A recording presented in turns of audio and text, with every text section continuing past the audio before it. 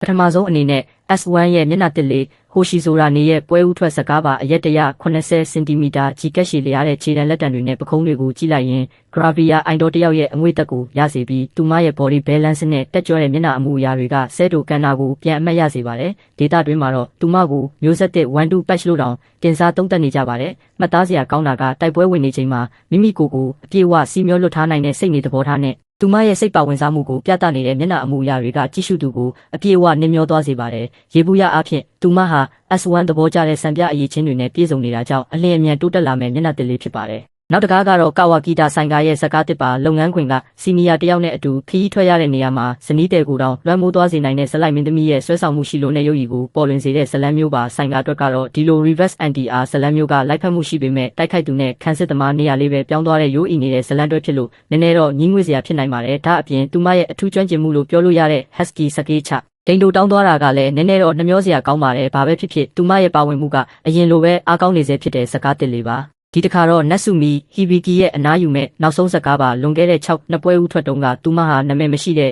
ဟီဘီကီတယောက်ပါအဲ့ဒီအချိန်ကစပြီး SOD Star ရဲ့ထိပ်တန်းစရင်မှာနာမည်တစ်လုံးနဲ့ရပ်တည်နိုင်ခဲ့ပြီးဒီစကားအထိရောက်လာခဲ့တာပါပြန်ကြည့်မယ်ဆိုရင်သူမဟာတီးတက်မင်းသမီးတွေထဲမှာစမ်းသက်စကားတွေအတော်များများရိုက်ကူးခဲ့ပေမဲ့လမ်းကြောင်းတူလျှောက်ခဲ့တဲ့မီနာမီလောက်နာမည်မကြီးခဲ့တာကတော့နှမျောစရာပါပဲဒီနောက်ဆုံးစကားမှာတခုခုထူးထူးခြားခြားလုပ်ပြလိုက်မယ်လို့ထင်ခဲ့ပေမဲ့ပထမဆုံးအခန်းမှာတွေ့ရတယ်လို့ပဲအနားယူမဲ့နေ့မှာသူမရဲ့အချိန်စရာအတိုင်းတာမန်ပဲစီးဆင်းသွားပြီးယင်းနီးပြီးသားဇက်လိုက်တွေကသူမကိုစိတ်နစ်ပြီးနွေးနွေးထွေးထွေးနှုတ်ဆက်ပေးခဲ့ကြတဲ့အနားယူစကားလေးဖြစ်ပါတယ်နောက်တစ်ခုကတော့အဲ့ဒီကုမ္ပဏီကပဲထွက်တဲ့တာတိုင်းမဟီရိုရဲ့စကားတစ်ပါခင်မုန်းဆုံးပါသွားပြီးနောက်တိုက်ခန်းကိုအမွေရလိုက်တဲ့မဟီရိုဟာအိမ်လခမပေးနိုင်ပဲကြွေးတင်နေတဲ့ငှားရမ်းသူတွေကိုငွေပေးမဲ့အစားတခြားခွင့်ရေးတစ်ခုပေးတဲ့ဇလန်းပါမဟီရိုကအသက်40ဒါမှမဟုတ်50အရွယ်ဆိုရင်တမျိုးပေါ့အခုလို့ဆိုတော့တိတ်ပြီးခံစားလို့မရပေမဲ့မဟီရိုရဲ့မကြသေးခင်ကစကားတွေကိုကြည့်ရင်နေ့စဉ်ဘဝနဲ့နှိစက်တဲ့အကြောင်းအရာတွေကိုစက်တိုက်ရိုက်ကူးရင်သူမရဲ့ဖောင်ကောင်းကိုထိမ့်သိမ်းထားနိုင်တာတွေ့ရပါတယ်တနည်းအားဖြင့်ပြောရရင်ခက်ခဲပြီးအကျိုးအကြောင်းမစီလျော်တဲ့ဇက်အိမ်တွေထက်စာရင်ဒီလိုမျိုးအေးအေးချမ်းချမ်းနေ့စဉ်ဘဝတိုက်ပွဲတွေကဒီမင်းသမီးရဲ့စွမ်းအင်ကိုပိုပြီးထုတ်ဖော်ပြသနိုင်တဲ့ဇလန်မျိုးလို့ထင်ရပါတယ်။နောက်တစ်ကားကတော့နနက်စုမိုရ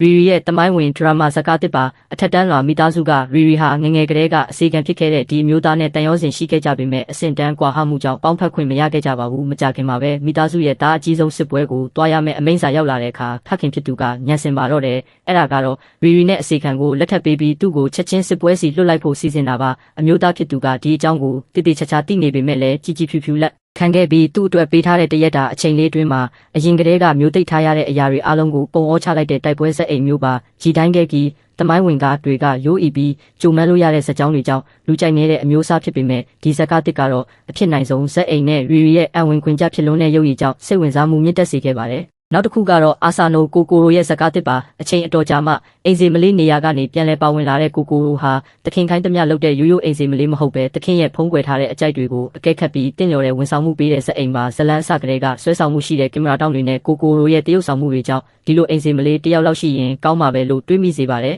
အဝတ်စားတွေရှုပ်ထွေးပြီးညှင်းငွေ့စရာကောင်းတဲ့အိမ်စီဇကားမျိုးစားဖြစ်နေရင်တော့ဒီလောက်အဆင့်တန်းဆိုရင်တော့ကြည့်ပြောပါတယ်နောက်ထပ်ဇကားကတော့ကူရာဂီဟာနာရဲ့ဇကားတစ်ပါခြေတံလှလှလေးတွေနဲ့ကူရာဂီဟာလူတယောက်အလုပ်လုပ်ဖို့သွားတဲ့အဆင့်မြင့်စားတောက်ဆိုင်မှာရှိနေပြီးစိတ်ကူးရင်အချိန်ပိုင်းလှုပ်တဲ့အကြောင်းမှာဇကားရဲ့တဝက်ကျော်ကိုကူရာဂီရဲ့အမိုက်စားခန္ဓာကိုအလှအပတွေနဲ့အပြည့်အဝဖြည့်ဆည်းပေးထားလို့ကြည့်ရှုသူတွေရဲ့အကြိုက်ကိုကျေနပ်စေပေမဲ့ကူရာဂီကိုအလုပ်ခံထားတဲ့တထေးဒါမှမဟုတ်မန်နေဂျာတို့နဲ့တိုက်ပွဲတစ်ခုမှမရှိပဲသူတယောက်တည်းနဲ့ပဲဇလန်းဆုံးတဲ့အထိပြေးသွားတဲ့ဇက်အိမ်ကတော့နည်းနည်းနှမျှဘောစရာကောင်းပါတယ်ဘာပဲဖြစ်ဖြစ်ကူရာဂီရဲ့အသုံးဝင်မှုကတေချာလေးတောက်ပခဲ့တဲ့ဇကားတစ်ပါဇလန်းကတော့အလုပ်တွေကြားတဲ့ရုံးကန်ရင်အသက်လက်ပိုင်းအရွယ်ရောက်လာတဲ့ဦးလေးကြီးစီကိုတနေ့မှဖောက်သေးကုမ္ပဏီကကာဆူအီဂျွန်ရောက်လာပြီးမကြခင်မှာပဲသူအချိန်တော်ကြာမေ့လျော့နေခဲ့တဲ့တိုက်ပွဲရတာကိုပြန်လည်ခန်းစားလိုက်ရတဲ့အကြောင်းမှာအဲ့ဒီနောက်မှာတော့မနက်စာပါပြင်ဆင်ပေးတဲ့သူမရဲ့မြုပ်နှံထားမှုတွေကြောင့်ဘဝအကြောင်းတွေပါဖလှယ်နိုင်တဲ့အထိရင်းနှီးလာခဲ့ပေမဲ့တနေ့မှာတော့ကာဆူအီဂျွန်ဟာအေးဆက်သွားခဲ့ပြီးသူမဟာနတ်သမီးလားမကောင်းဆိုးဝါးမလေးလားဆိုတဲ့စသိမ်းမျိုးပါအချိန်တော်ကြာမှရုံးဝင်ထမ်းအိုအဖြစ်ပြန်တွေ့ရတဲ့ကာဆူအီဂျွန်ရဲ့ပုံစံလေးကဝမ်းသာစရာဖြစ်တယ်လို့အသားချမ်းချမ်းဦးလေးကြီးနဲ့ဆန့်ကျင်ဘက်ဖြစ်နေတဲ့ကာဆူအီဂျွန်ရဲ့ဖြူဝင်းနဲ့အလှတရားနဲ့သူမရဲ့တီးတန့်ဆွဲဆောင်မှုတွေကကြည့်ရှုကျင်စရာကောင်းတဲ့ဇာတ်ကားတစ်ဖြစ်ပါတယ်